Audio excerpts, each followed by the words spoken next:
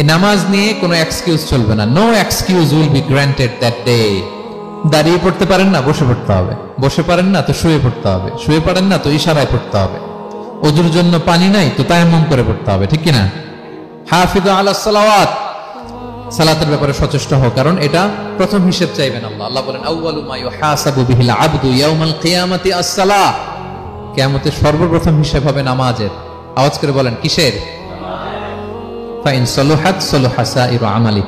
নামাজের হিসেব যদি সহজ হয় সব সহজ, আর নামাজের হিসেব যদি গন্ডগোল হয় পুরো আমল নামায় গন্ডগোল লেগে যাবে। প্রিয় ভাইরা, তাই আমরা যেন সালাতের ব্যাপারে যত্নবান হই, আমরা যেন খুশু খুজুর সাথে সালাত পড়ি, আমরা যেন অনর্থক কথাবার্তা কাজ থেকে যেন বেঁচে থাকি। আল্লাহ যাদেরকে আমাদেরকে সম্পদ দান করেছেন আমরা যেন ফরজ যাকাতটুকু আদায় করি, আমরা যেন আমানতের ব্যাপারে সাবধান হই, সচেতন হই, আমানতকে যেন রক্ষা করি, আমরা যেন কথা দিলে কথা রাখি, এবং যে কোনো মূল্যে আমরা যেন সালাতকে হেফাজত করি। আমাদের সব মিস হতে পারে।